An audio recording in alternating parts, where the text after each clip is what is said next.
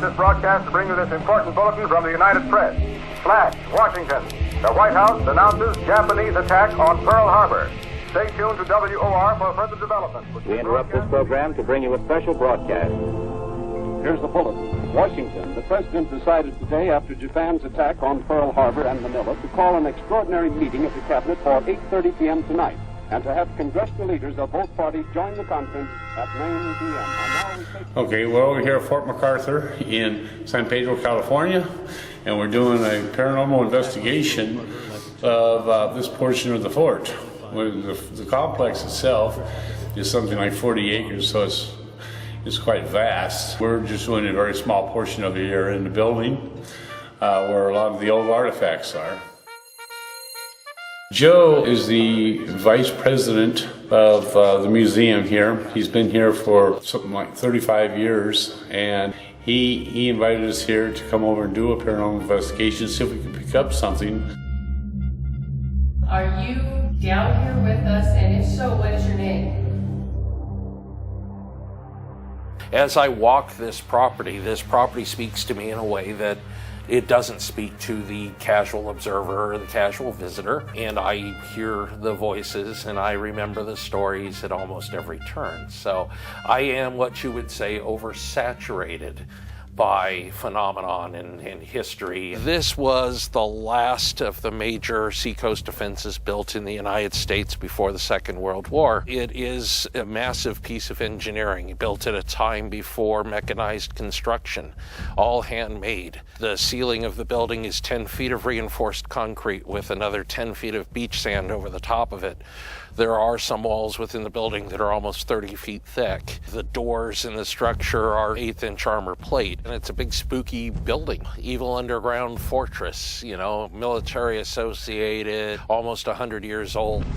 There have been 3 murders that have occurred on the property in the past 15 years, plus a number of incidents that happened here that were accidents during this facility's life as a military post. Have a look around and use the science and use the technology, and most importantly, use your feelings and see what you make of the property.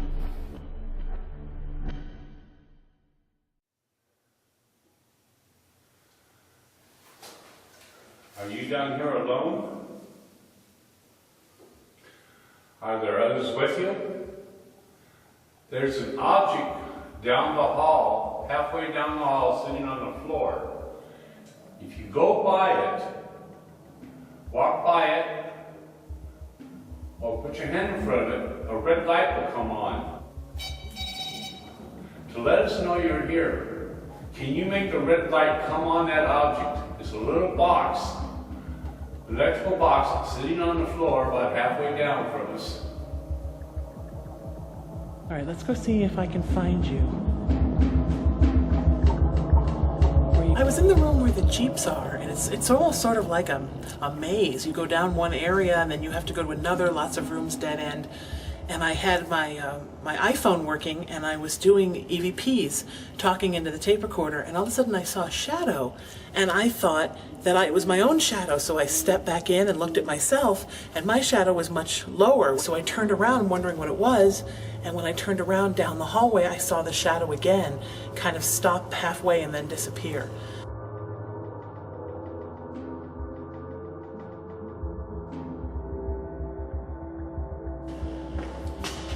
There's where I saw you the second time. Right there.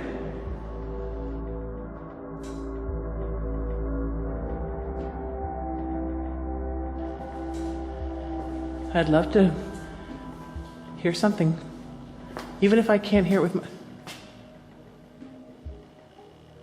There's a room back there where there are lots of boxes stacked up, and even though there was nothing going on and none of you were anywhere around and it was just me there, it sounded like somebody was stacking wood crates on top of each other. I hear you in there.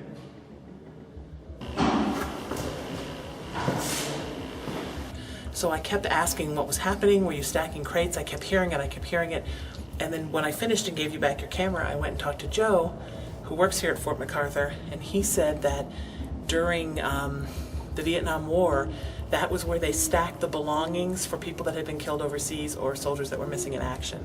And that the closest that he could come to was that perhaps there were all those artifacts there at the time that belonged to people that had passed.